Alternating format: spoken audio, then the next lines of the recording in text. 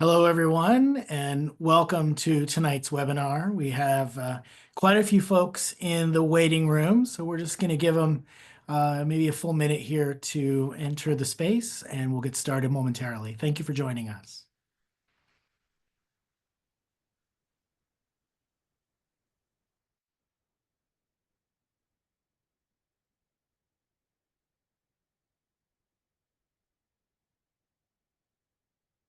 Excellent. That number continues to rise. Thank you so much for joining us. You are with us here tonight for our Transfer and Veteran Student Application Workshop. We've titled it Before You Hit Submit, because we know that many of you joining us tonight are ready to submit your applications. You've done the research and investigation necessary to understand your options, and now you're thinking about what's next. And we hope tonight's session will answer all your questions and provide you with some tangible takeaways to be able to have a productive sort of series of next steps for you as you apply for admission, for financial aid to our institutions and to others. My name is Adam Sapp. I'm the Director of Admission at Pomona College. I'll have my colleagues introduce themselves in just 1 minute, but we're going to move the slides here to talk about today's agenda. We have a few things that we know for those of you who have joined us in previous sessions may find a little familiar. So we're gonna keep those short so that we can really focus on new information and helpful tips for you. We are going to talk a little bit about a quick reintroduction of our own institutions. We're then going to move into some commonalities, things that we share. And then we want to talk about the application. We're going to review the process. We're going to talk about essays and recommendations. Of course, we're going to talk about financial aid and affordability. And then we want to end with tips and a Q&A, which we are really excited to get to today. We hope today's session will be about 75 minutes long, and we are recording this session. Tonight's session is ideal for transfer students, for military veterans and military affiliated individuals, and maybe for those of you at community college who are interested in transferring to our institutions. All 5 of us treat those students who are dual enrolled, who are in high school in a dual enrollment curriculum, as first-year applicants. And so you are not considered a transfer student. And we just want to make sure we say that at the top in case you're joining us from one of those programs. So let's get things started by reintroducing our institutions. I am going to turn it over to Lexi to begin with Amherst College. Hi there. Thank you to everyone for joining. I'm so excited to be here with you all today. My name is Alexandra Hurd. I go by Lexi. I use she, her pronouns, and I am an Associate Dean of Admission at Amherst College, where I've worked with our transfer and military students for the last 15 years. There's also a wonderful colleague of mine, Nick, who you may hear from if you reach out to us as well. Really quickly, we are in the town of Amherst, Massachusetts, in Western Massachusetts, of about 1,900 students. We're an entirely undergraduate institution, so those are the only students that we have on our campus. 2 things about us that are a little bit distinctive. We have something called an open curriculum, so we don't have any general education requirements or distribution requirements.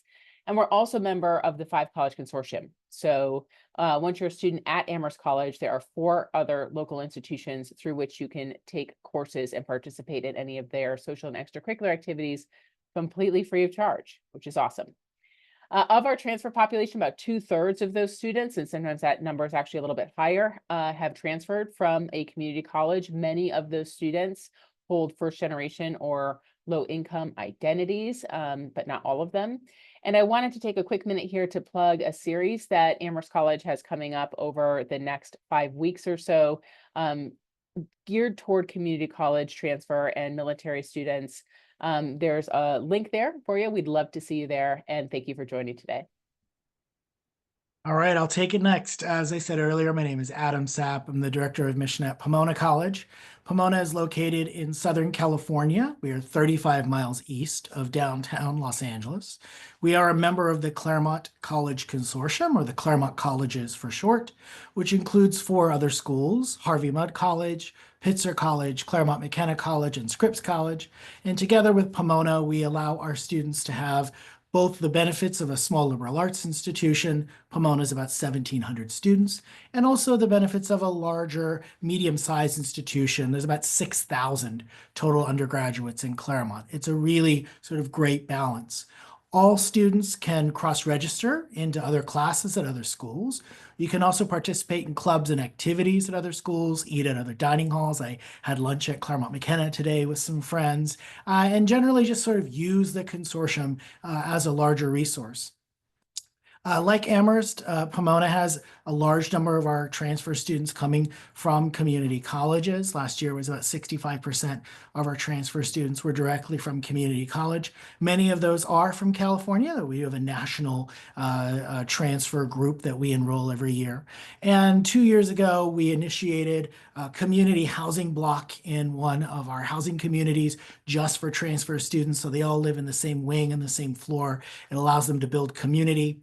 And for many years now, we've had our transfer student club as well as our veteran student organization, which allows our transfers and our veterans, most of our veterans are transfers, to get together, sort of build community, have support for things like career advising, as well as sort of internship support. And they meet with mentorship organizations at the college and things like that. It's a really wonderful sort of set of clubs. And then finally, I would just sort of end by saying, as a liberal arts institution, we are excited about our students majoring in lots of different areas. And so as many of us are going to talk about, whether you're a social scientist or you're a scientist or you're an artist or a humanist, we love to think about sort of what that might mean as you transfer. So with that, I'll turn it over to Alex to learn a little bit about Princeton. Thank you, Adam. Hi, everyone. Good evening or good afternoon or maybe good morning, depending on where you're joining us from. As Adam said, my name is Alex Buston, representing Princeton University, where I serve as Senior Associate Dean, as well as Director of Transfer and Military and Veteran Admission here. And I'm very excited to be here with you tonight, telling you a little bit about Princeton here, as well as our joint presentation. So we are also a small liberal arts college at the undergraduate level, located in Princeton, New Jersey. That's a suburban town, right in the middle of the northeastern corridor between New York City and Philadelphia, about 50 miles away from each in either direction. But we're also a major research university as well. So we kind of balance a very small human scale liberal arts college with major research opportunities, which we do guarantee to all of our students. So all of our undergraduates, whether they're STEM majors in engineering, natural sciences, or math, or maybe in social sciences, humanities, the arts, languages, all those students are guaranteed research opportunities as well. Our transfer program is very much focused on a range of students, especially non-traditional students, community college students, low-income students, U.S. military veterans, or any students of the combination of those identities as well, comprise the majority of our transfer program.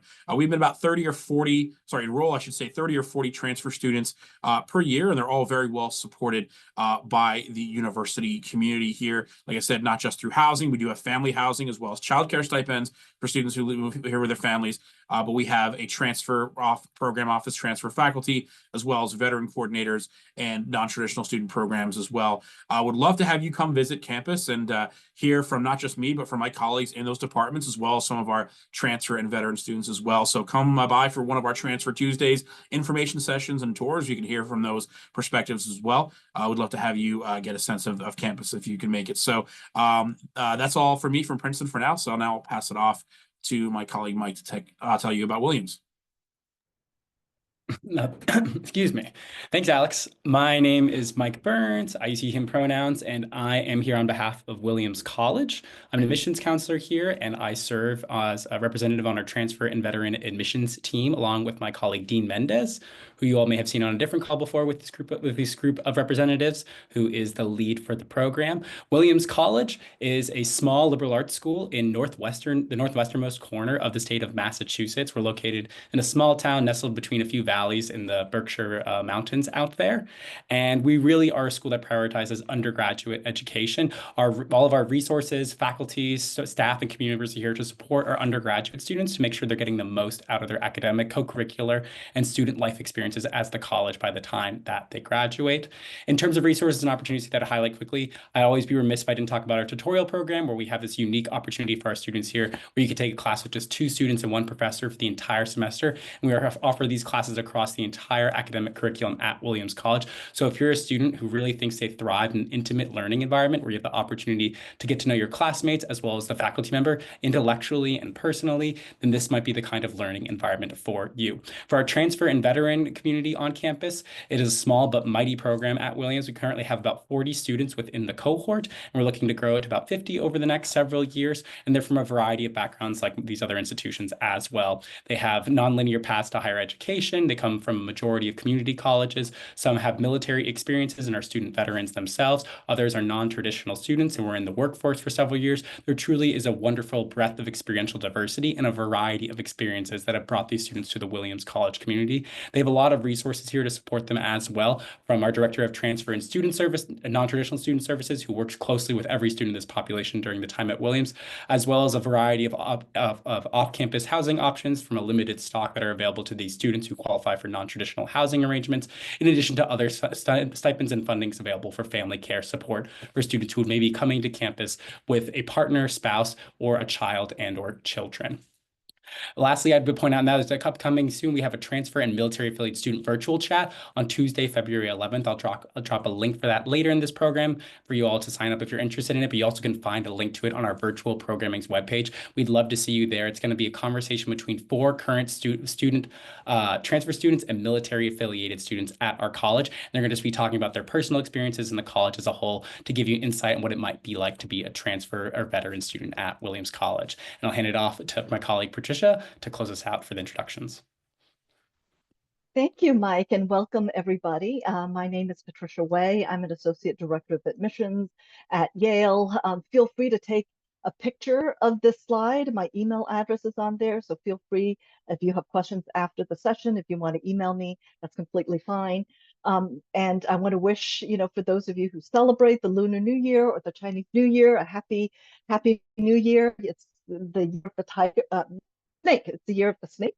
And if you do celebrate, I really appreciate that you're joining us on a holiday. So Yale is located in the city of New Haven, which is a small city located roughly between Boston and Massachusetts and New York City. And it's a city, but what's nice is that you get both the resources and kind of cultural events and advantages of a small city, but it still feels like a college town. And like the other colleges here, Yale College is a liberal arts and science college with roughly about 6,800 undergraduates.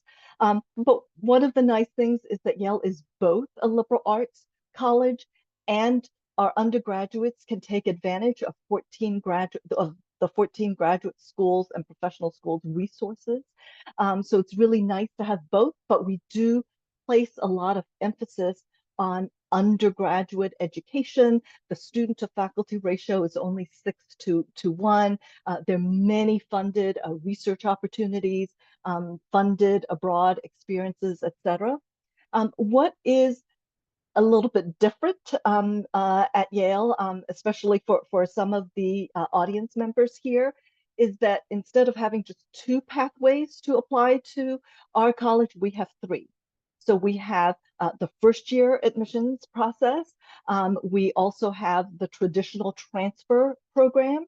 And we have the Eli Whitney Students Program, which is a unique in-person undergraduate program designed specifically for adult students. So if you have been out of high school, or you will have been out of high school for at least 5 years by the time of your intended Yale enrollment and have not received your bachelor's degree, you're eligible to apply to the Eli Whitney Students Program.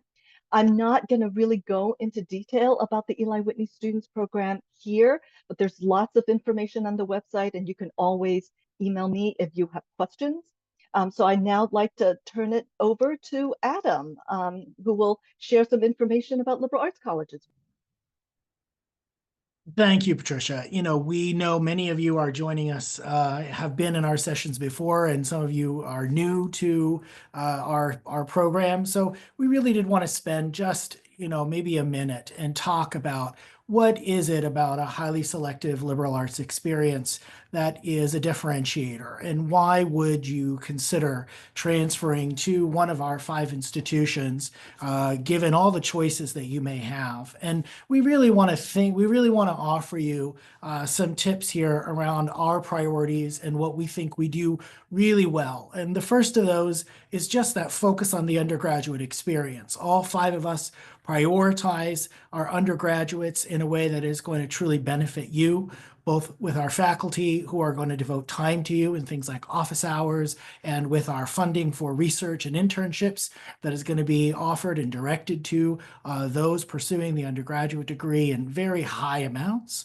We're all places that think a lot about learning from an interdisciplinary lens. And so our physics majors are going to take classes outside of science, and our history majors are going to take languages. And the ways in which we think about learning all kind of coalesce around what is it going to take to solve the critical problems that exist in this world today. It's going to take learning about more than one thing. And we're really good as institutions at helping give you that base of information to be able to think about critical thinking when it comes to the problems you want to solve, when it comes to the careers that you want to have. And whether it's professional advice around law school or business school or medical school, or maybe you want to pursue a PhD, all of us have incredible resources to support that kind of next step if you want to pursue that after your bachelor's degrees.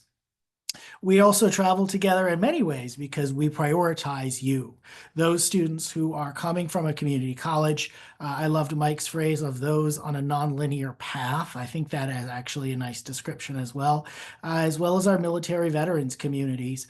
We have all, as institutions, devoted a significant number of resources, not just to developing those communities, but to really giving those communities the resources to thrive, the resources to flourish. So advising and mentorship, research and housing, summer experiences and postgraduate support, all of that is built into the education in addition to your classes and your sort of peer relationships that you will have. Hands down, all 5 of us believe strongly that access is about financial aid and financial support for those who need it. And so really thinking hard about policies that are friendly for those students who need significant amounts of financial aid, modest amounts of financial aid. The way in which we package students easily allows us to, I think with confidence, say that the 5 of us have some of the strongest financial aid programs in the country and the world. And you'll see that as you go through our financial aid process, because it's a very personalized process. That is part and parcel with how we do everything. Individualized, customizable support that is really designed around you and your needs as you come into our institution. And so we really think those are the sort of takeaways. There's a lot more we could talk about, but we think those are the takeaways in this first-class experience that you are going to get at the 5 of our institutions. And so with that, I'll turn it over to Patricia, and we'll keep learning a little bit about admission and holistic review. Thank you, Adam. The title of this session is sort of before you submit. So the focus of this session is really more about the application process, financial aid. And so when we talk about our institutions, it's pretty abbreviated. So at this point, I'd really like to spend some time sharing information about the admissions review process. And so what do we look for in a holistic review process, and what does it mean? Essentially, a holistic review process means that we are going to look at many factors when we evaluate an application. So we don't use a formula where we take your GPA and multiply it by your extracurricular activities and divide it by something else and come up with a decision. We really will look at the whole applicant. And we certainly want to evaluate a student's potential to thrive academically at our colleges. We are first and foremost academic institutions. So we don't want to admit students who aren't going to be successful. And a student's transcript is the document that will tell us the most important information about whether a student would do well at our colleges. And where you attend college, if you think of, if you're a transfer student, is less important than the courses that you take and how well you do in them. Many of our transfer students, non-traditional students at all of our colleges, took classes at their local community colleges before submitting an application. So, we're not looking for necessarily just for people who have attended four-year universities or private universities. We really see students applying from a wide variety of institutions. And for the transcript, we want to see students who are doing well in their classes. We don't necessarily have a GPA cutoff, but we certainly like to see students who have taken, who have received more grades in the A range than other grades. And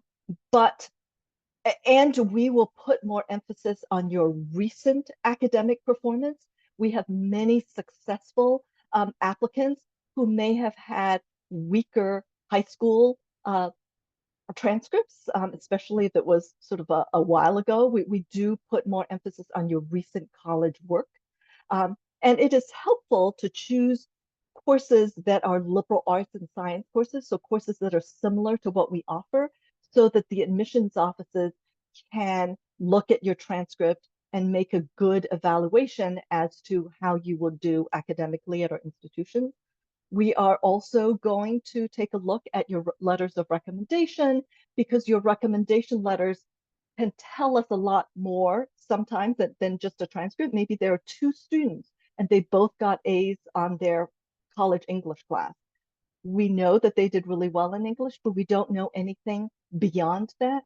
So your letters of recommendation, your teachers who see you in your classes can tell us how you interacted with the other students in the class, your learning style. Maybe you're more of a STEM student and English wasn't your forte, but you worked really hard. You went to the instructor for, if you had questions, you seeked help, you ended up really loving the class and doing really well. We can't really tell that from the application. And also, for most of the institutions on this panel, test scores are not required, they are optional. Yale is a little bit different, so I'll explain that in a little bit. But for those colleges for which test scores are optional, it means that if you wish to submit testing to us, by all means, if you do that, we will take them into consideration, but you don't have to. And by testing, I'm talking about ACT, SAT. If you do not submit your test scores, we simply will put more emphasis on the other aspects of your application, the other materials in your application when we review your applications. Yale is slightly different in that we do require testing for our traditional transfer students. So we do expect students to submit either the ACT or the SAT or advanced placement AP exam results or international baccalaureate exam results. So any of those tests would fulfill our requirement, but it doesn't, you don't have to take, all four. And our Eli Whitney Students Program, we do not require any testing. And the test scores, would give us another piece of information. It's not the most important part of the application. It's not the only part of the application. And beyond trying to evaluate whether somebody would thrive and succeed academically at our colleges, we're also looking to see how you would contribute to our campus community. And we can get a sense of that from your essays, and we will chat a little bit more about the essays in a little bit. But please do spend a bit of time preparing thoughtful applications, thoughtful essays, and use your essays to let us know what you're interested in, what you're excited about, your background, what you're thinking about. We also will pay attention to how you engage your time outside of the classroom. And it can be in a variety of ways. It could be that you're very active at your college community, doing lots of extracurricular activities. It could be that you are an adult and you are working, and we don't necessarily expect you to be to be participating in clubs or even hobbies, but we want to see how you might be contributing to your workplace, to your military unit, etc.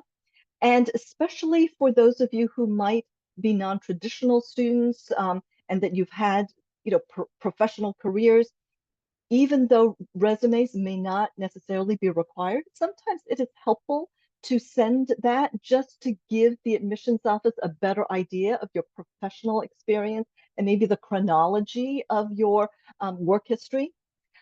And some of us may request that students have interviews, and so it is something to consider. We may not be able to interview everybody. Some of us will use admissions officers to do interviews, while others will use students, while others might use alumni to conduct the interviews. It is another way, kind of just like the essays, for us to learn a little bit more about you, aside from just looking at your transcripts. And the decisions we make, it's not just one person making the decision. We make them through committees as we work to build a rich and vibrant campus community. Next slide, please, Alex. Thank you. And so I want to emphasize that this really is a holistic process, and holistic not meaning holy, but really whole, W-H-O-L-E. We take many factors into consideration, and you are more than just a data point. Admissions decisions are not based on one criteria alone. We're not looking at sort of just the SAT score or just how you did in a few classes. We really take all that I have mentioned into consideration when we make admissions decisions. We do not have minimum GPA requirements. Somebody might have a particular GPA, but we don't know whether that means they have been a consistently strong student, or maybe they started out early in their college career not doing very well, but ended up soaring and doing really well. So that's why we pay attention to the transcript and to everything else in your application. And context really matters. So use the additional information sections to explain unique situations, circumstances, and pathways to college. It's not really the additional information section is not really a place for you to just write another essay. But if you think that there is information you want to share that's not kind of really showing up in the rest of your application, feel free to tell us that. Maybe you had to withdraw from a class for a particular reason. That's helpful information. Prevented you from doing well in a particular class or a particular semester. That's helpful information. So the more of your story that you share, the fuller picture the admissions will have. And we are committed, each of our institutions has a commitment to recruiting exceptional community college students and military affiliated students. That's why we do these information sessions. And we care about your story. So please don't self-select yourself out of the application process. If you think that one of our institutions or all of our institutions could be good fits for you, I would suggest that you submit an application, because you know that if you don't submit an application, you know that the admissions rate would be 0%, right? So it's good, you should aim high. But I always tell students that you should apply to schools with a range of selectivity. You don't want to put all your eggs in one basket. You don't just want to apply to all the most selective schools in the country. You want to make sure that you're applying to schools with a range of selectivity. And at this point, I have rambled on way too long, and I would like to turn this over to my colleague, Mike.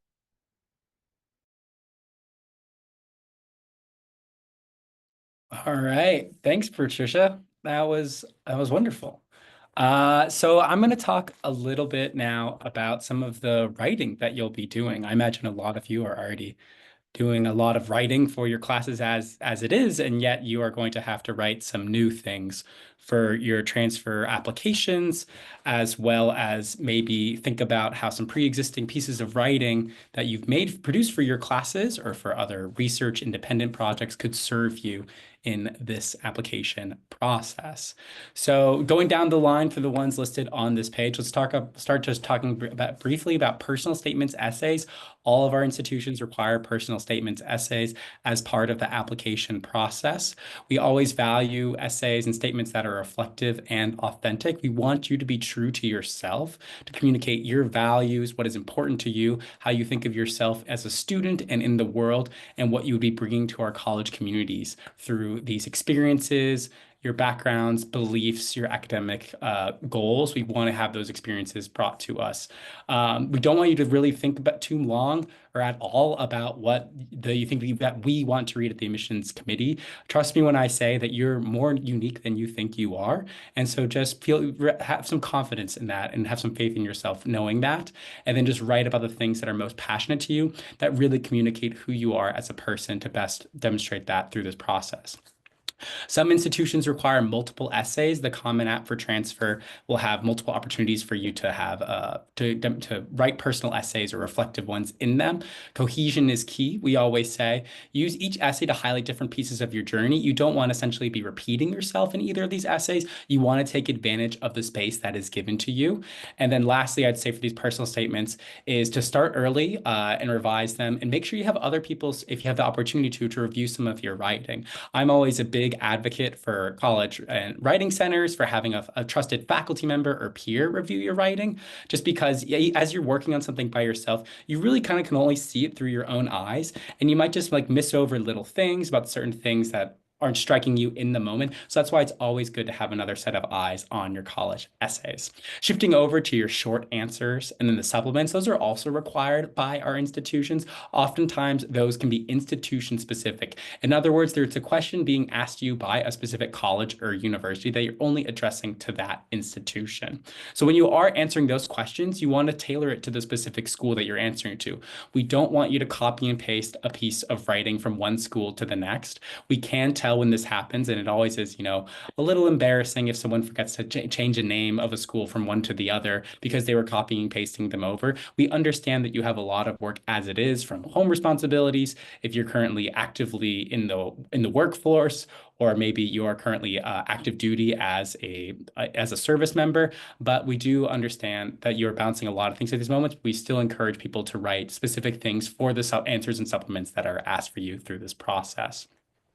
Some schools will require you, or at least give you the option, to submit analytical writing. At Williams, it's not required by us, but we do have the option for any student who applies as a transfer to submit an optional writing supplement to the institution. The purpose of these submissions is to give the admissions committee a sense of your academic writing ability. Sometimes they'll specify that they're looking for a paper that was written in a course in the humanities and the social sciences.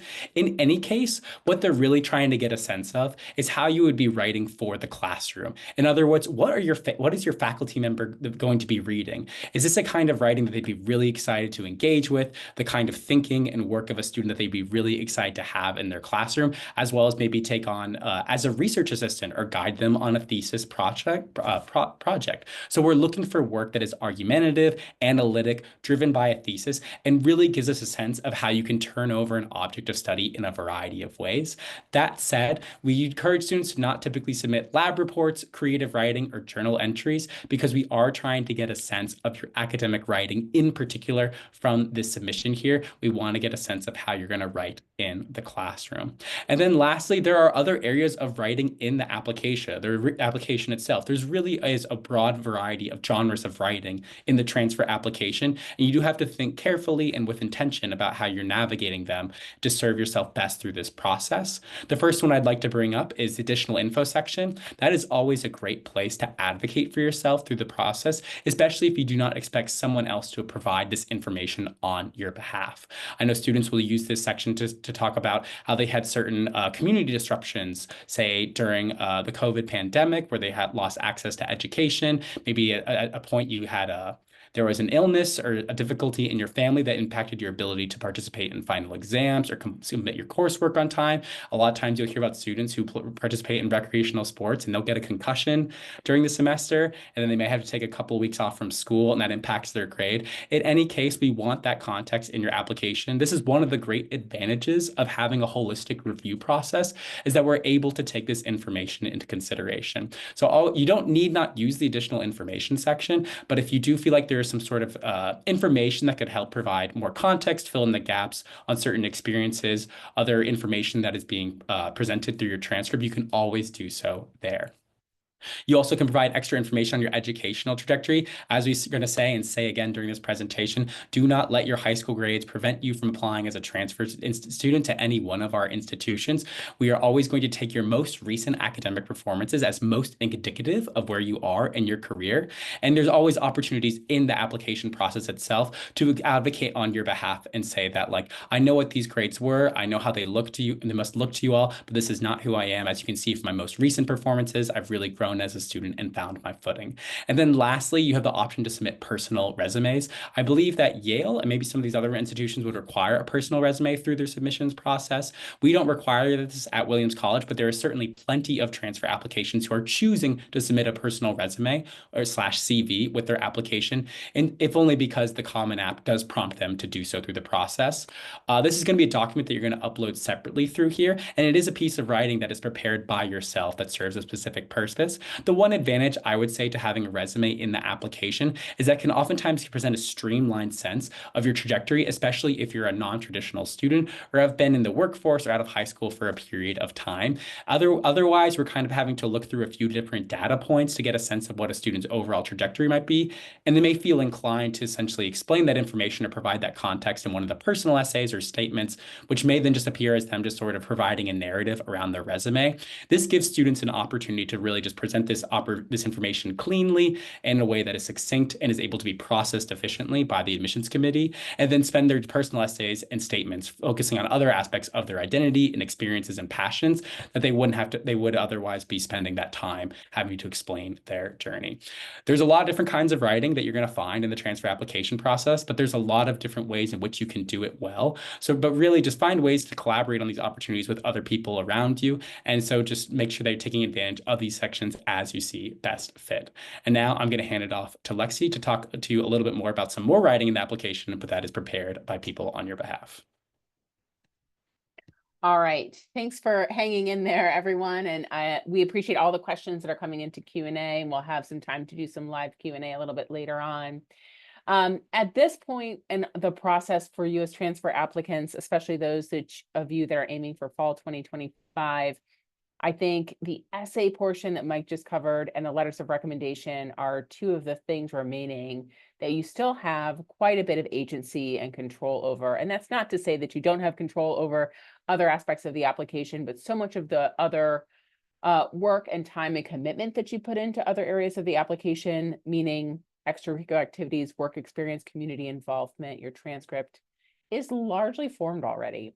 So many of the questions that we get on these revolve around these two topics. So letters of recommendation are certainly something that we value deeply as institutions that are selective and also looking for additional information to sort of round out your application and provide some context for us into who you really are.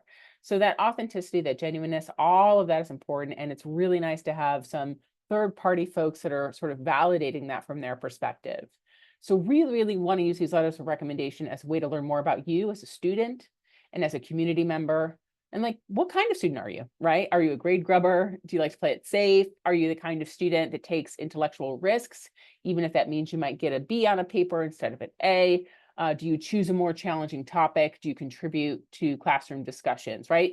Those are all things that are super valuable to us to have insight on that we don't gain from looking at a transcript. How did you respond to feedback? Do you grow as a student over time?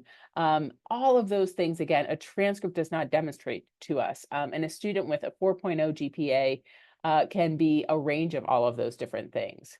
So the qualities of your work and how you show up in the classroom is really, really, really important to sort of the secret sauce of how we think about crafting our communities, especially among our transfer students, and how you do the work there. So most of us are going to recommend / require 2 academic letters of recommendation. The recommendation letters can be from online professors if that is the only situation in which you found yourself or the only access you have.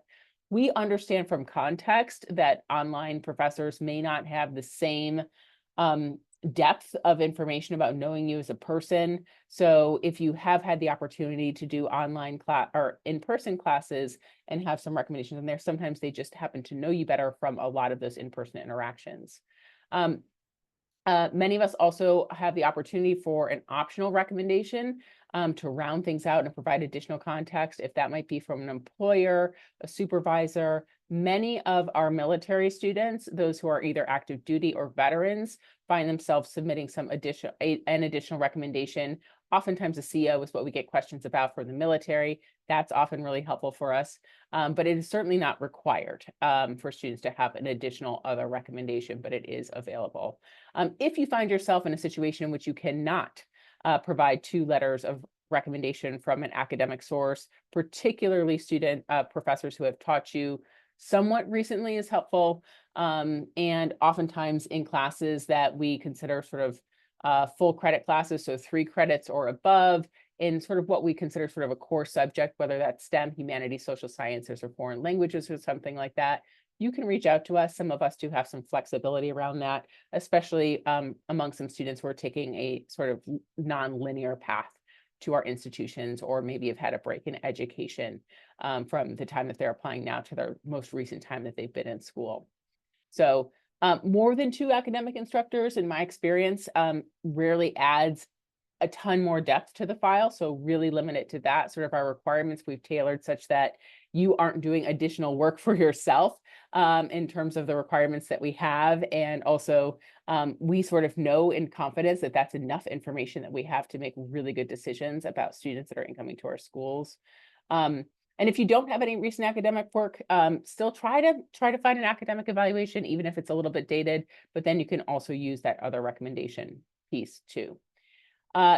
Letters of recommendation are also something that you should reach out to folks well in advance of the deadline for, especially if you want to give your recommenders the time and the space to write thoughtful letters of recommendation. So if you are reaching out to somebody the day before a deadline for something, it's really hard for them to put together a super thoughtful recommendation for you. So around now, if we all have sort of early March deadlines, will be a good time to start thinking about this and reaching out to folks if you haven't done that already. And sometimes a good tip that I have is that when you're reaching out to professors, especially if you're sending them a quick email, put in a couple of thoughts about what you really enjoyed about their class, something you learned from their class, why you appreciated their class. Those are sometimes some helpful tips that find themselves into a recommendation at a sort of a letter time, a little quick update on what you've been doing too. It's okay to send a gentle reminder to some of your recommendations right near the deadline if they haven't been submitted already. And this is the last thing I'll say, is that a thank you to these people is an absolute must. All of your recommenders are wonderful, super busy folks. So please, after they've taken the time to do this, it means a lot to them to hear from you. One, to know where you may be going for transfer, which is awesome. And then also just a quick word of thanks. The next slide we have is talking a little bit about financial aid and affordability. So sort of transitioning here to thinking about that side of things. All of us as institutions are need-based institutions. So the financial aid that we are going to award our students is based on your personal financial situation. So we do not give merit scholarships for students or scholarships for students who are into particular majors or things like that. So the amount of financial aid that a student is going to be awarded is really customized to your individual personal situations. All of our institutions meet 100% of calculated financial need. And again, that's sort of a customization thing. So really, we're going to be asking for some documents that are going to reflect your personal financial circumstance. If at any point you feel like the documents that we're asking for do not fully recommend your financial circumstances, you can always reach out to us as institutions, particularly if you've been admitted and you receive a financial aid award that is sort of not reflective of all of the different expenses that you may have. You can always reach out to our offices to learn more, or if there's additional documentation that we can take into consideration for that to help that process along for you. Our financial aid programs consider something called cost of attendance. So oftentimes when people are thinking about the cost of an institution, tuition is something that is mentioned. And while tuition is the highest individual item in our cost of attendance, we are considering other items like housing, food, health expenses. Alex Buston mentioned earlier, maybe childcare stipends and things like that. We are also taking into consideration health expenses, book cost for books, personal expense budget, some travel expenses. And the purpose of that is such that we are really hoping that all of our students who come to our institutions are not worrying about working an exceptional amount of time so that they can pay their electricity bill, put a roof over their head, right? We want to make sure that our students are coming to our institutions with financing that is allowing them to focus on being a student at our institution as the primary thing that they're doing there. And for many of our transfer students, particularly those coming from community colleges or our military affiliated students, this is maybe the first time in a really long time, if ever, that has really been the case for you. Many of you have been balanced full-time work and academic work, and our financial aid wants to take care of and take into consideration your food, your housing, your basic needs, so that you can show up on our campuses and have the best sort of setup to thrive as possible. So we take into account a lot of things when we're thinking about our financial aid at our institutions. Your financial aid notification and potential award, if you are qualified for our financial aid, and a credit evaluation, transfer credit evaluation is provided at the point of admission for us. That's really important to know because your financial outlook is a huge consideration in determining where you may attend for your next place. And also your transfer credit evaluation factors into that because then you will know how many semesters that you may also be thinking of attending at our institutions. We all have application fee waivers. Use them. In no way, shape, or form does that ever impact your admission decision at our institutions. So I just want to know that. So I've got that question from students before. Please, please utilize them. We would never want to hear that a student did not apply to our institutions because the cost to apply was something that was a barrier. If you are a veteran and you have post 9/11 GI Bill benefits or any other veteran benefits for education that you are coming with you, we all have lots of policies regarding that. We are all yellow ribbon institutions, which means that the funding that we have for students that goes to that is above and beyond the 9/11 GI Bill typical amount.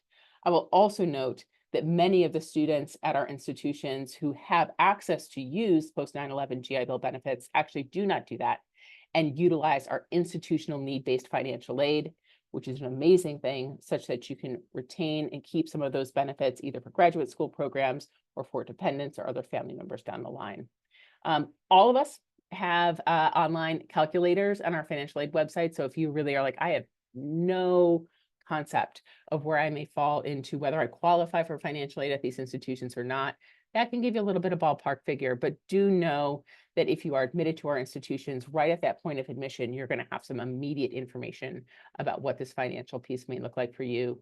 And for the vast, vast majority of the transfer students at our institutions, they are on some really significant, generous need-based financial aid. So the take home for this is financial aid is a really important piece of the puzzle here. but we really want students to not opt out of any of our institutions because they are thinking at this point that they cannot afford it, because for many of our students, in fact, most of our students, this is a very, very, very affordable option.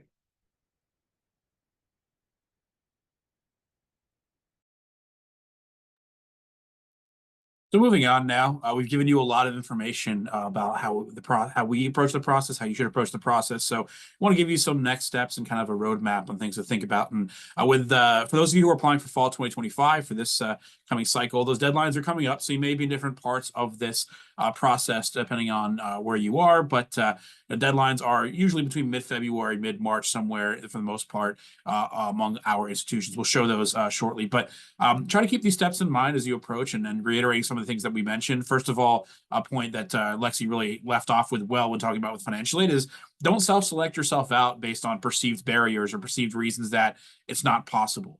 The cost of the attendance, when people see what the sticker prices on our institution, is definitely a very common example of that. But Lexi really spoke to a lot about how the financial aid that we offer can certainly make that affordable. So don't decide not to apply to areas where institutions that you think you can't afford, because again, there's a lot of great institution-based financial aid that can make that available. The admission rate, the types of students who are perceived to get in, because the students who go to the most expensive high schools or whatever, that's sometimes perceived as a barrier in terms of students thinking, well, I wasn't at one of those high schools. I'm a non-traditional student. I wasn't a great high school student, but I'm a better student in college, and I'm a better professional in the military or otherwise. Those students are certainly, as was mentioned earlier, getting into our institutions at very high rates because they bring very different and valuable perspectives, as well as valuable life skills that you've learned that allow you to thrive in these areas and these institutions, these rigorous programs, as well as these learning environments where students learn from each other as well. So these are all things that we certainly value and we review in the application and recognize as well. And when it comes to obviously fee waivers, as mentioned, if you're applying to 5 schools or 10 schools or whatever, the fee per college can certainly add up. But do ask about fee waivers. Veterans, service members, usually those are automatically waived. Same thing for low-income students. Usually don't even have to require them or request them, I should say. You can usually just access them straightforward on that as well. If you haven't already and you're applying this year, you should certainly create an application account. This can certainly go alongside the schools that you're applying to. Many of them will use general platforms, shared platforms, such as the Common Application or the Coalition by Score application. This allows you to use one platform, one account to apply to several different colleges. Some institutions have their own applications and don't use that as well. So make sure that you've created your account and started thinking about the questions and, importantly, the requirements there. And start being proactive in sending those requirements. If there's additional transcripts, if you've attended multiple colleges, or you have to touch on different people in different areas for recommendations, the earlier you do that, the better. It's perfectly fine to have some of those requested or start sending those to us before your application arrives, because if you plan to use all the time and submit your application on the deadline, March 1st, that's perfectly fine. Many students do that. See, most students do that probably, so we don't think of it as procrastinating. Certainly use the time that you have. But if your recommendation or your transcript arrives a week earlier than that, that's okay as well. We'll still hold that on file for you until your application arrives. And when it's complete, we'll certainly review it all together. And if applications supporting materials arrive a little bit late, that's okay too. Just do your best to request that information. But find an organizational plan here. Create a plan. Refer to online checklists. Every college will have a list of its guidelines and its requirements. So whether you use spreadsheets like I do, or you have your own system of Google Docs or whatever you use, just make sure you have a plan so that you can kind of check things off and a checklist and things that you need to write, essays, things that you need to prepare, things that you need to request, and track your progress as you submit these materials. Different schools have different deadlines, different requirements, but what's fairly common is that when you do submit that application, you can gain access to an applicant portal, which will allow you to track things as well. I'll get into that in a little bit as well. But definitely start requesting the letters. Again, Lexi went over this in a pretty comprehensive manner as well. So ask early.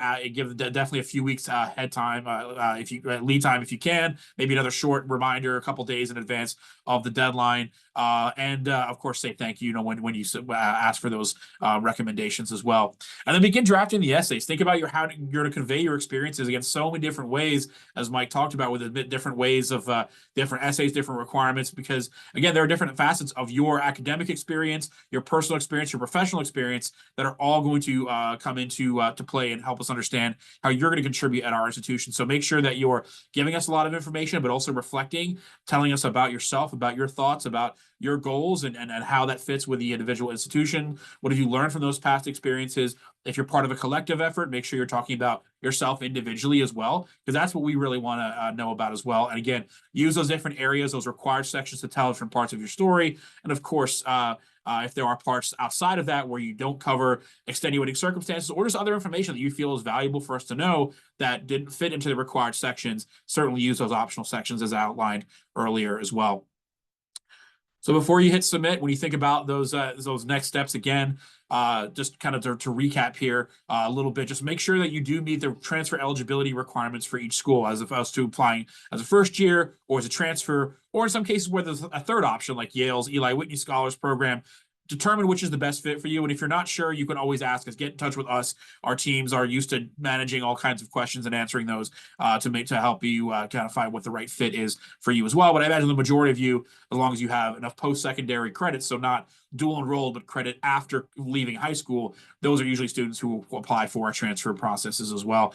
And then stay up to date on the applicant portals. Like an applicant portal is something that you'll have access to after you submit your application. This will give you a chance to track required materials, supporting materials like transcripts and recommendations when those have been received as well. And if they haven't been received by the deadline, again, this varies by different institutions, but smaller institutions like ours with more manageable applicant pools can usually accept materials, have a grace period, be flexible, accepting things after the deadline. But do check with each school on that, because those larger applicant pools may not necessarily have that flexibility. Again, strong recent grades in terms of your application and your academic preparation, that certainly outweighs lower previous performance. So maybe some of you have always been great students over your entire academia, which is, up to 20, 21 years old or 22 years old or whatever, or some of you who were much older than that have had a less linear trajectory, but you've had stronger, more recent work. Again, keep in mind that when we talk about highly accomplished and highly high potential academic students, that doesn't necessarily mean the expectation is perfection, having a perfect GPA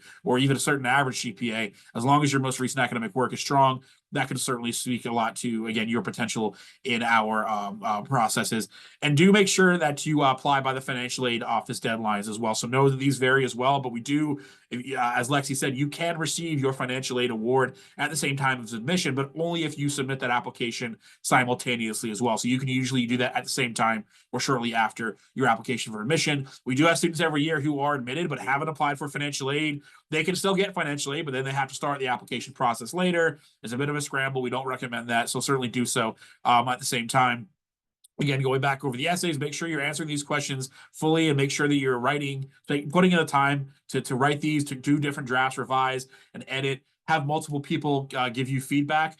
I've heard a lot of different kind of advice about this that people disagree on. Some people say you should have someone who knows you well read that essay, and that way that person will be able to tell that that's your voice coming through. And then some people say, well, no, you're writing for admission officers who don't know you and want to get to know you, so you should have someone who doesn't know you read your essay and see if they're really getting a sense of what your voice and your message is. That's all good advice. Use a range of people, some who know you well, some who don't, so you can really see, is your message getting across, but is your genuine, authentic voice also speaking through in the application? Because we want both of those things. We want your authentic voice, but also helping us get to know you and things that you feel are important in your growth, your development, and your potential going forward. Absolutely pay attention to suggested word counts. One of the most common questions I get is, what is one of the most common mistakes you see on the application? And that's students who don't pay attention to those word counts. So every essay usually will have a suggestion of 500 words or 250 words or whatever. You absolutely don't have to hit that on the nose. It's okay if you're a little bit over. It's okay if you're a little bit under. But if you're writing 100 words for a 500 word suggested prompt, that's a pretty clear indication that you're not developing that essay or giving us as much information as we would want. Conversely, if you write 1,000 words for a 250 word suggestion, you're probably writing a little bit too much. And maybe think about pulling out some of that material and putting some of it in a different essay or a different optional section as well. But do absolutely pay attention to that as well. And again, as was mentioned, use those additional information sections to cover extenuating circumstances, unique situations, other information that we won't get. Use a broad definition of extracurricular activities, expand on that in the essays, in those extracurricular components, but know that extracurricular is not that activity necessarily that you might associate with a club at your school. It certainly can be that, but everything you do outside of that you balance in terms of time management skills alongside your academic requirements, that's extracurricular, because that speaks to your ability to balance a heavy time commitment, whether it's your family, your job, whether you're a full-time student or a part-time student. That to us suggests you can be a student in a rigorous environment here. And then when maybe you don't have to, as the responsibilities of working or other than that, we can support you with financial aid and you can contribute to the community socially. That's still a very high ability to reflect. So maybe those extracurricular activities that you would want to get involved in on our campuses, you don't have the track record yet because you haven't had the opportunity to get involved in it, but it can certainly be aspirational to write about that in the application saying, hey, I'd really like to get involved in this club, the transfer student group, the veteran student group, athletics or whatever, when I have the opportunity to be a full-time student, even if you haven't had that chance yet as a prior college student as well. The resume can certainly be helpful to give a timeline if you opt to use that instead of the extracurricular sections, however you see fit. And then recommendations, like I said, ask early, make a timeline for this, and do make sure to follow up. And like I said, these can certainly be submitted after the deadline. If in some cases, again, you only have so much control over when that actually gets submitted, but just do your due diligence and know that we have the appropriate amounts of flexibility. So there's a lot of information here that we've given you, and hopefully it's helpful. And again, trying to reiterate some things. There are a lot of great resources. Maybe some of you at colleges have transfer centers or transfer advisors, honors college programs, if you happen to be in one of those. For students that are outside of colleges or maybe part-time or doing online school, very commonly veterans and service members tend to fall into this category, not having someone that can support them. So know that there are some really good resources that we partner with. The Service to School VetLink program, as well as Warrior Scholar. These are entirely free resources provided by these nonprofit organizations run by veterans to provide these resources for service members and veterans, again, at no cost, to help with editing your essays, with the approach of writing from a veteran's perspective or whatever. And these institutions, these programs will work with absolutely any U.S. military-connected individual, except for Leadership Scholar Program, which is more specific to Marine Corps service members. But again, I definitely recommend checking these out if you haven't already, as another great resource. So we'll now switch gears and go into the Q&A, just posting here the deadlines that we have for our application processes as they come up. But we want to answer the questions that you all have been submitting, and you've definitely been doing that very quickly and at a high rate live here. We've been trying to type answers as well, but we also want to address some of the questions that you may have submitted in your registration form, as well as live here as well. Total, it's well over 300 questions, so I'd like to think we could get through all 300 in the next 15 minutes or so, but that's unfortunately just not attainable goal. So we will do our best and answer the ones that kind of came up or were the most frequent themes as well. So Adam, let me pitch this to you. When it comes to the topics of the essay, for non-traditional students or traditional students, what are the topics we like to see, or are there kind of no-go area topics that students should not write about? How would you advise on that? I mean, I think my reaction to that is initially topics where you can talk about what an experience or what an event or what a relationship meant, and think a little bit about, spend about a third of the time talking about what it is, and about 2/3 of the time talking about what it means or what it meant or how it impacted you, how you changed, how you grew. I think of this as like pivot points. My experience in the military allowed me to pivot. What did you learn? What did it mean? How did it help you grow? My ability to, be in a particular space or meet a particular person, take a particular class. You had an aha moment academically. Those are really good topics to focus on, and think a little bit about that 1/3 event, 2/3 meaning ratio, because I think it will give you a good way to structure the writing. I mean, I'm sure all of us have opinions. I'd be happy to hear my colleagues chime in. The one thing that I would say that is a little bit hard for me when it comes to no-go issues is events that happened a really long time ago. Things that are, 10, 20 years old. Those don't tend to resonate as well. Doesn't mean you might not find a meaningful moment. It doesn't mean there might not be something there. But I find things that are maybe a little more recent in the kind of recent history, they just tend to make for better topics generally. I think that's really great advice. Anyone else want to jump in on that? Sure, think I can. Go ahead, Patricia. Yep. And I think kind of what Adam was saying is kind of really helpful. Sort of you described the event or the experience, and But what's really, really important is how you reflect on that event and that experience. And it almost doesn't matter what the topic is. Oftentimes people feel that they have to write about some major accomplishment or major personal event. Yes, if that is important to you, by all means, kind of write about that. But one of the best essays I've ever read is actually of a student writing about walking his younger brother to school every day. I mean, that's a pretty mundane activity. It's not talking about being student body president or winning some award. And it wasn't just a play-by-play, my brother said this and I said this. But it was a very thoughtful essay that reflected upon his relationship with his brother. We got a sense of what that family was important to the student. We got a sense of sort of what his vision was for his family, for himself, for his brother, and that worked really well. So kind of, as Adam said, what it means is more important than anything else. And I'll just add, there's not an answer that we're looking for here. I think the essays that are fine, and we read them and we're like, this is a solid, good essay, are sometimes the ones where students write it thinking, Lexi from Amherst wants to hear this thing about me. And they're looking for a student that has these 5 qualities to it, as opposed to the aspects that we've shared already that have a little bit of that introspection. I get this question a lot from military students, and I think there were a couple of questions submitted about my military experience and do I need to talk about that? You absolutely do not need to talk about that if you don't want to talk about that. And if that experience doesn't hit these criteria that we're talking about here, there's no requirement that you're reflecting on that or any other part of your life experience or lived experiences that you hold, depending on any of the identities that you may have. And in fact, some military students have sort of said, I feel like I have to talk about it, but I feel conflicted about my service experience. Write about how you feel conflicted about it, right? Like what's going on in your brain about that whole thought process is actually the coolest thing to us, is to learn about what, again, that means to you. So I'm saying things that other people have said before, but that's truly the stuff that we walk away with from an application and an essay and say, I feel like I really could meet this person tomorrow and know something about them already.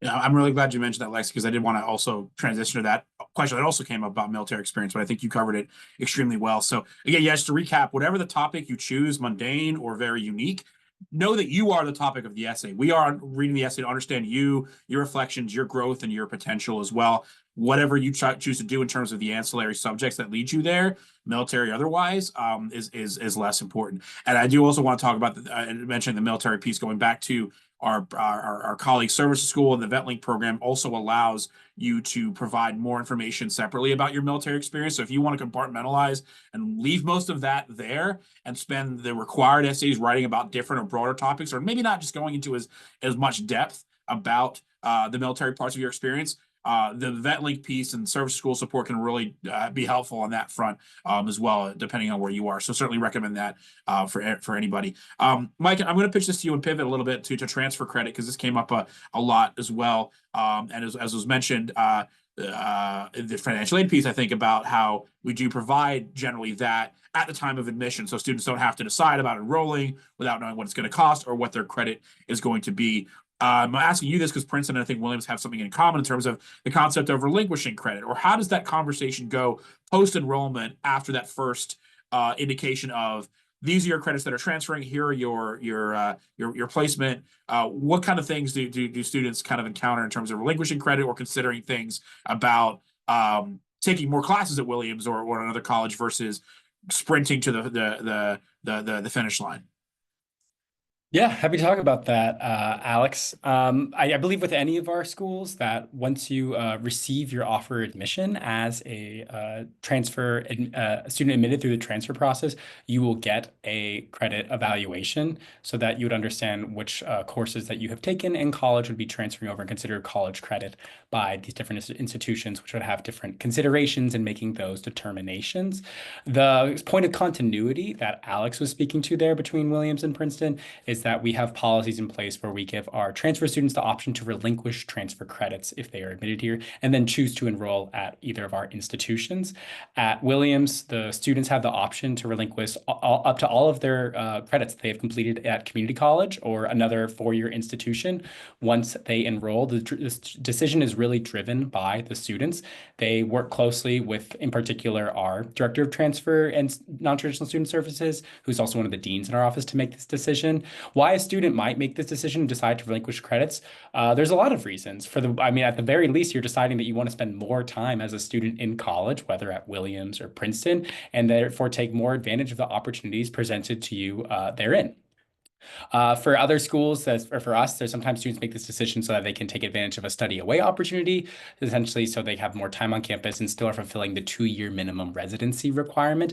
But it's more of a time to get them fully immersed in the Williams College community. For example, there's currently a Navy veteran on campus who is currently a junior. And by the time he had been admitted to Williams College, he had already completed an associate's degree in computer science at a community college. However, after he chose to enroll here, during his first year at the college, when the students make these decisions, he decided to relinquish all of his transferred credits at Williams College, and every single credit from his community college transferred over to Williams. So he could have started at Williams as a junior, but he decided to start over as a first year because he decided that once he came to Williamstown, that he wanted to spend 4 years in part of this college community to take advantage of this opportunity.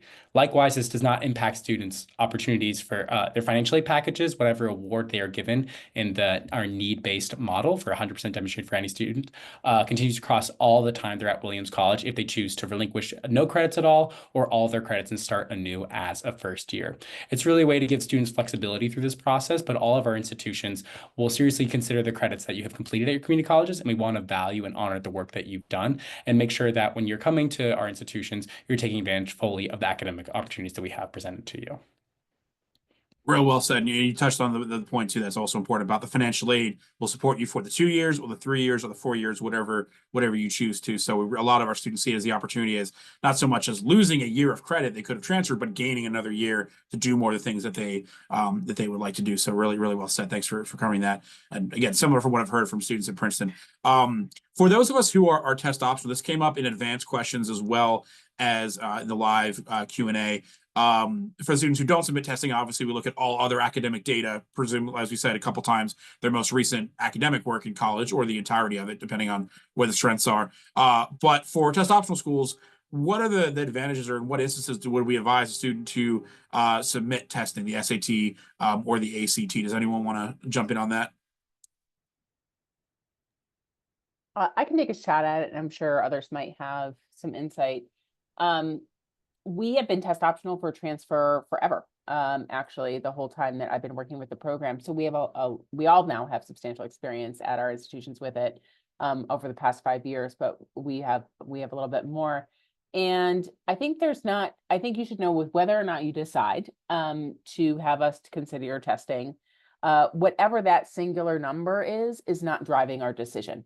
So I think that's the most important thing, is that there's never going to be one number in our pool where we say, this student is the best student that I've ever read, and I want to admit to Amherst College, but here's this one number that I'm now looking at that is changing the outlook for our admission committee entirely. And that's the piece of holistic admission that Patricia was talking about earlier. So I think that's the first kind of thing I want folks to know about whether you're choosing to submit your testing or not.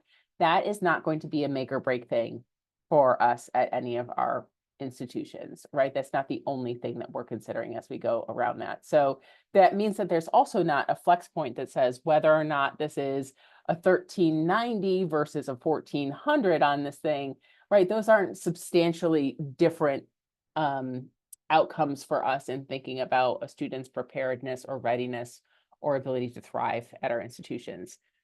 Now, tangibly, there's a couple of places that you could look to learn some information about competitive test scores at our institution. We all have some form of data available on our websites. There are sometimes items called the 25th and the 75th percentile, so you can look at that. Oftentimes, those are not about the transfer students, those are about our enrolling first-year students, so those can be a little bit misleading. And so take that all with a grain of salt. the other thing I'll add before someone else maybe wants to take a stab at this is that if we are a test optional institution, it really is optional, right? There is not a conversation that we have and we say that we're test optional and then we don't have a test score for somebody and we say, well, this would have gone differently if I had this score here or something along those lines. That is not the way that our admission committees work.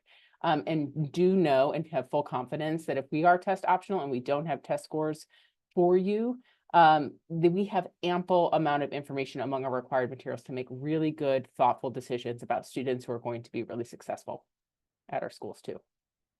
Someone else I'm sure wants to add to that. I think that was really well said. I know we're coming up on time. I don't want to end on testing because, again, I think it's the wrong point of emphasis. So I'll throw one more question that came up a couple times. I did want to address it because it came up several times. But we talked a lot about community college students and veterans and whatnot, and we've also had questions about students who don't fall into those categories as well. And common question we get is for a student who's not at a community college, who's maybe at a four-year college, an online college, or whatever, where there is a bachelor's degree offered in their area of interest. What things should they keep in mind that may be different from a community college student who's maybe applying because that is the natural transfer from associates to four-year degree at our institutions?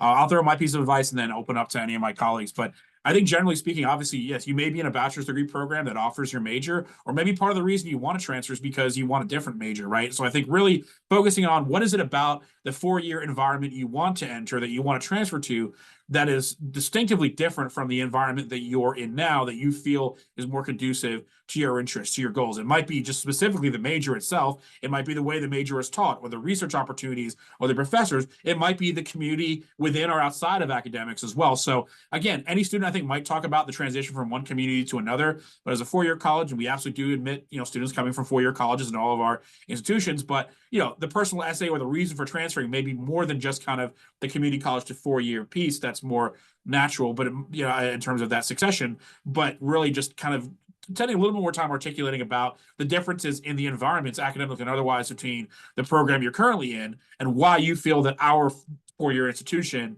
is a better fit for your goals. And that really helps us understand, again, that you've been very thoughtful about the process and and the fit going forward, as well as your own reflection. Adam, do you want to add anything there as well?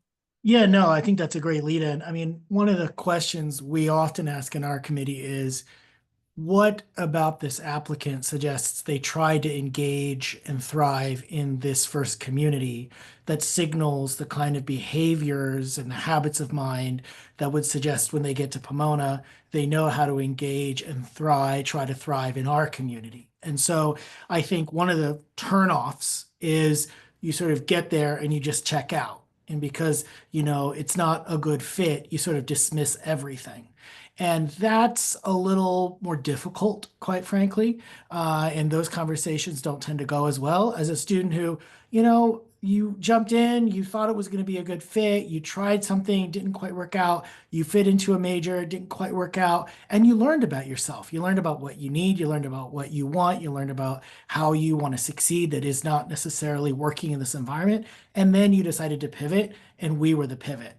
And that's a much better way of doing it, because when you get to our institution, we want to know that you're going to be able to fully lean in, fully commit to all the things that our institution has. And that's way more than about reading the website. That's about how you engage community, how you think about learning, how you participate in clubs and activities, and if it happens to be residential learning, residential life.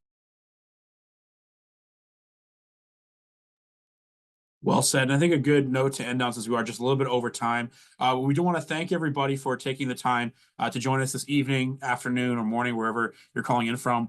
Where I think we're pushing now 400 total questions that were submitted, and we couldn't get all of them, but there are some really good questions in there, whether it's about the processes or about the community and the environment, and really glad to see you all thinking about those things. So do stay in touch with us. We will follow up with everyone who registered with more information about this session in particular, as well as about future sessions, some of which we've already told you about. You will be on our mailing list for notification for future sessions as well, that maybe include a range of us or other colleges, or maybe some that are more specific to our individual institutions and also our our students and our post-enrollment support folks as well for transfers for veterans and everything beyond that. So please do stay in touch to keep an eye out for those as well. But I want to thank all of my colleagues for their great presentations here tonight, for kicking us off and taking us through this program. I want to thank you all for joining us and spending some of your time here watching this live, watching this recording, or again, or whatever. We do hope you all are doing well, staying safe, and taking care of yourselves at this current time, however busy you are with academics, work, and otherwise. So thank you again for taking the time. Stay well, everyone. Stay safe, and we'll hear from you again soon.